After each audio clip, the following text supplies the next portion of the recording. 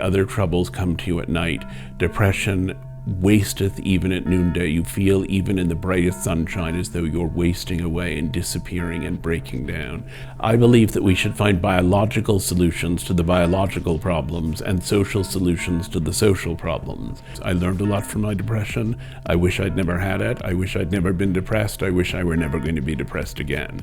And so while I said already I would choose not to have depression if I had a choice in the matter, I feel like I gained a lot from my depression and learned a lot from it, and I learned a lot from it by not running away from it, but by trying to investigate it as deeply as I could.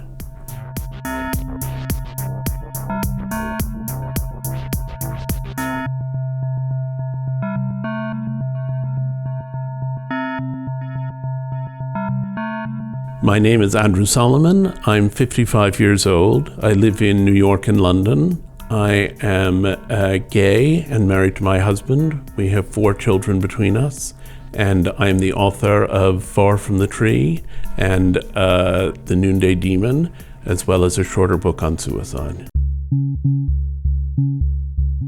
So the title The Noonday Demon comes from a psalm in the Bible in which there's a description of the demon that wasteth even at noonday. And that was generally considered to be acedia, which was the kind of medieval theological term for depression. And when I read it, I thought, oh, that so describes depression. You know, the other troubles come to you at night. Depression wasteth even at noonday. You feel even in the brightest sunshine as though you're wasting away and disappearing and breaking down. And when I read that line, I immediately knew that that was the title that I wanted to use. But I think depression itself is on the rise, and there are many, many theories as to why that would be the case. I think people get much less sleep than they used to. The average length of time people sleep went down by 2 hours with the invention of television, and by a further hour with the invention of the internet. There is a lot of stress in modern life that comes via social media and the appearance social media gives of other people leading very shiny lives. There are changes in the way that we eat. There's the ubiquity of cell phones and the constant call of email. There are a million different things that might be what's causing depression to be on the rise, but it is on the rise. But I think even more than the rise of depression, there is a rise in diagnosis. And that rise in diagnosis is attributable in part to the fact that you can actually now do something about depression. So if you diagnosed depression in 1950, you diagnosed depression, you said to your patient you're depressed, and then there was almost no place to go. But now there are many medications, there are much more sophisticated therapies, there's a real sense that it's possible to turn around somebody's depression and make it better. So that's one reason for a higher rate of diagnosis. And the other reason is that I think the stigma around depression, though still very significant, is not as high as it was because more people have spoken out, more celebrities have come out as having depression. It's entered the national conversation in a way that it never did before, or the international conversation, in fact. And so I think the reduced stigma is really making it easier for people to go to a doctor and say that they're depressed. And the publicity and the writing and the talking about depression helps people with the self-diagnosis that's usually the first step toward getting help for depression. People who are depressed now are more likely to know what are the signs of depression, what is it that's going on. They're more likely to think, I don't feel very well, I wonder if that's what I have. If it was 1950 and you were diagnosed with depression, there was nothing to do about it. But now there are medications, there's cognitive behavioral therapy, there's dialectical behavioral therapy. For some people, there's psychodynamic psychotherapy. There are all of these ways of looking at and addressing depression. In more extreme circumstances, there's electroconvulsive therapy or deep brain stimulation.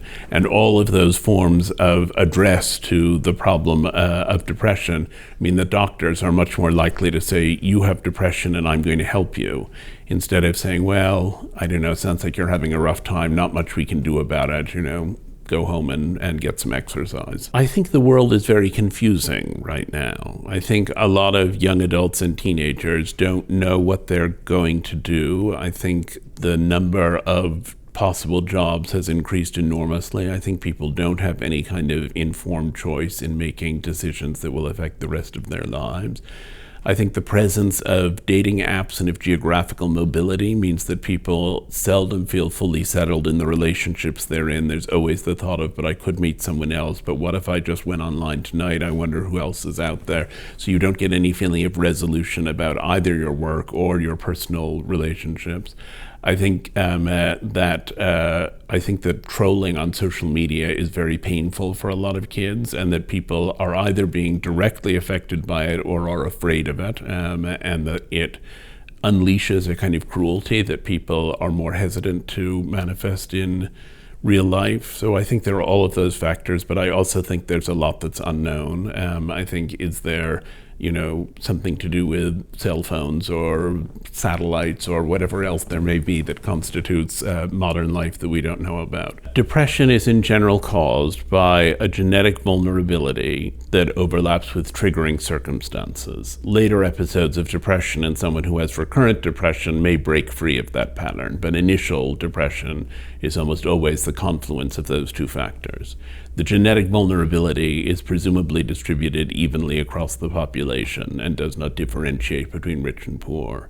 The triggering circumstances are much greater for people who are living in deprivation than for people who are living in privilege.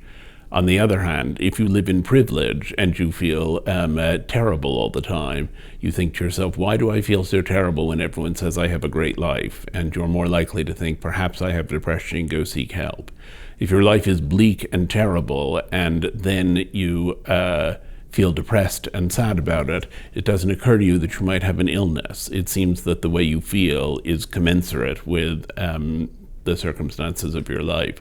So the rates of diagnosis tend to be lower in disadvantaged populations, even though the incidence is higher. For Far From the Tree, my original title was Where the Apple Falls, based on the expression, the apple doesn't fall far from the tree. And then my husband said to me, that's clunky, why not just call it Far From the Tree? And I said, that's better. So that was what I did. And it really refers to the idea that people think of children as being very much like their parents. And that expression, the apple doesn't fall far from the tree, means whatever qualities you have probably reflect qualities of your parents. And I wanted to write about people who, as I said in the book, have fallen far from the tree, some a few feet away and some a few orchards away and some on the other side of the globe. What does it mean to have a child who's so different from you? And I began my research by writing about deaf people, and I looked at the parallels between deaf people, mostly born to hearing parents, and gay people, mostly born to straight parents. And then a friend of mine had a daughter who was a dwarf, and I discovered most dwarfs are born to parents of average height, and it went on from there. And I really tried to look at those identities, and Far From the Tree seemed to describe the distance between the parents and the children, and the narrative of the book is how to bridge that distance and how parents manage to make a connection to children who are very different from them, how, in effect, the tree reaches for the apple. And I was particularly interested in how families that perceive themselves to be normal deal with children whom they perceive to be aberrant in some way. And the origin of the inquiry was the difficulty that my family had with the idea that I was gay, and the struggle we had, which was ultimately resolved, and the tension in that struggle between their love for me, which I think was constant, and their inability to accept me, which made me furious. And I wanted to look at all of these different kinds of families and all of these different kinds of categories and look at that process of acceptance and figure out how people got there. And figuring that out and coming to a greater and deeper understanding of it allowed me to forgive my parents, because I realized that all parents, even parents of children who are not as different as the ones in what I have written about and made the film about, but all parents struggle to accept their children. All parents had an image of their children that gets replaced with their actual children, and for all parents that's a challenge.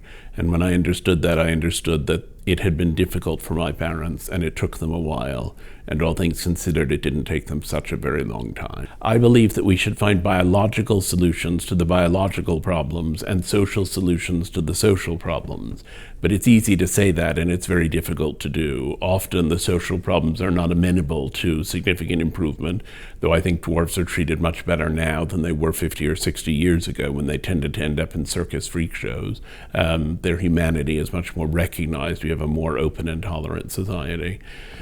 Most parents, most average-sized parents, if they discovered that they had a child who was going to be a dwarf and that they could give that child a drug that would make their child not a dwarf, and without too much trauma attached to it, would immediately make that choice and that decision because they would recognize that being a dwarf is difficult, and most parents want to spare their children difficulty.